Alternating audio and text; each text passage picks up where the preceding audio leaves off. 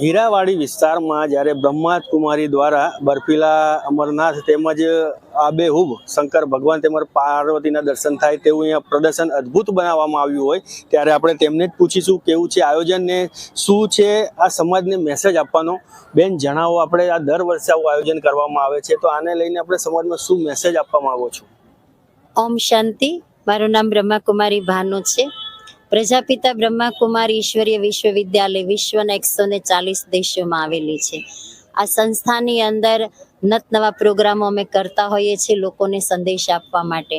આજનો જે આ મહાન પવિત્ર શિવરાત્રિનો તહેવાર છે, આ તહેવારની અંદર અમે દરેક સેવા કેન્દ્રમાં અલગ અલગ શિવલિંગ બનાવીએ. કંઈક રુદ્રાક્ષના બનાવીએ, કંઈક બરફના અમરનાથ બનાવીએ, તો કંઈક કેદારનાથ બનાવીએ.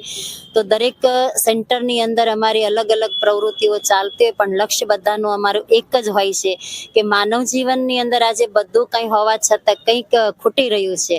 તો જીવનમાં શાંતિ નથી, સુખ નથી, સંપત્તિ છે, સંતાન છે, સંબંધો છે, બધું જ છે, પરંતુ શાંતિ અને સુખ નથી. એટલે સુખ અને શાંતિ મેળવવા માટે જીવનમાં કંઈક આપણે ત્યાગ કરવું પડે છે અને કંઈક પ્રાપ્ત કરવું પડે છે.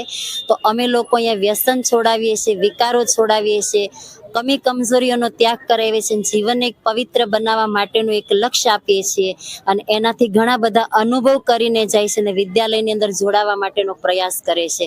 તો આજનું અમારું લક્ષ્ય એ છે કે માનવ જીવનની અંદર શાંતિ કેવી રીતના મળે એના માટે અમે આ પ્રોગ્રામો કરીએ છીએ. બેન, આજે શોભાયાત્રા નીકાળવામાં આવી હા, શોભા, એની અંદર અમારે 400 લોકો હતા. 400 લોકો. હા. દાદા, તમે પણ આ સંસ્થા સાથે જોડાયા છો, શું કહેશો આ સંસ્થાને લઈને?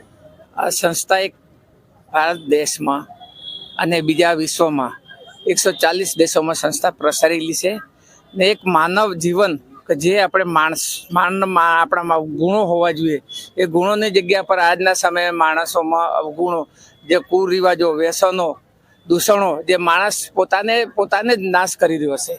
તો એ વસ્તુને આપણે બહાર કાઢી અને માણસ તરીકે જીવે અને સારો કઈ રીતે વ્યવહાર થાય. આપણો એક ભારત દેશ જે સાંસ્કૃતિક દેશ છે એને કઈ રીતે આપણે અમલમાં રાખીએ એના વિશે, અને માણસોમાંથી જે અવ્યક્ત છે, જે દુર્ગુણો છે, સહજ રીતે, કોઈ જબરદસ્તી નહીં, પણ એ રીતું અમે સેવા કરીએ છીએ કે જે માણસ સામેથી કે ભાઈ મારે આવવું છે, સંસ્થા વિશે જાણવું છે, અને એના ઓટોમેટિક વિચારો, વ્યવહારો બદલાઈ જાય છે, આખું જીવન સુધરી જાય છે. એ રીતનો અમે પ્રયાસ કરીએ છીએ. ઓમ શાંતિ.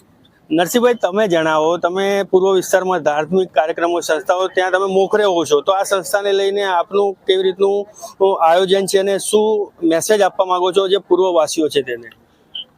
બ્રહ્માકુમાર સંસ્થા, નિકોલ નાનોડા, ત્યાં પછી ઇન્ડિયા કોલોની, બાપુનગર, હરદાસનગર, ખોખરા, આ બધી જગ્યા છે. અમદાવાદમાં 90 જગ્યાએ બ્રહ્માકુમારી સેન્ટર છે. એમાં મોટું સેન્ટર આ ઇન્ડિયા કોલોની જે ભાનુ દીદી ચલાવે છે. હું છેલ્લા 7 વર્ષથી આની અંદર સાથે જોડાયેલો છું. એટલા માટે જોડાયેલો છું કે મને જ્ઞાન કોઈ આ જમાનામાં કોઈ આપતું નથી.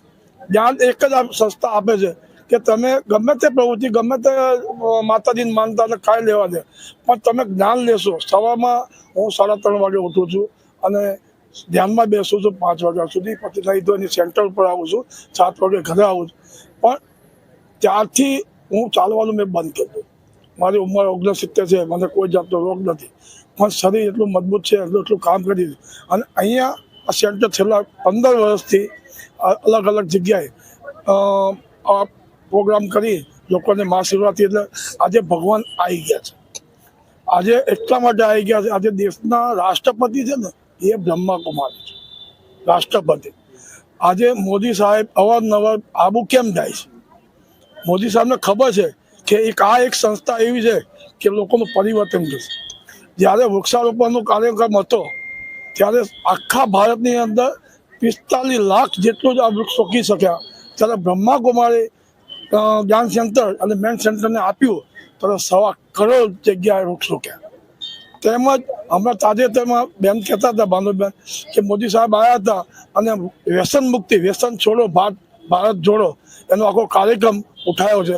તો આપણે અમદાવાદમાં પણ અમે સોસાયટી 40માં ફ્લેટની અંદર ચાલુ કર્યું હતું અને આ તહેવારની સંબંધ હવે અમે ફરીથી અંદર જાગૃતિ લાવીશું. લોકોને વ્યસન છોડવા માટે જાગૃતિનો પ્રોગ્રામ ભાનુબેન આગેવાની હેઠળ કરશું. તો આ હતા બ્રહ્માકુમારીના આગેવાન અને એમનું માનવું છે અને કેવું છે કે આ સંસ્થા જોડે જોડાવાથી જીવનમાં અનેક પરિવર્તનો આવે છે, તો તમારે પણ આ સંસ્થા જોડે જોડાવવું જોઈએ. કેમેરામેન ભરત પટેલ સાથે મયુર આસોદરિયા, તેજ નેત્ર ન્યૂઝ.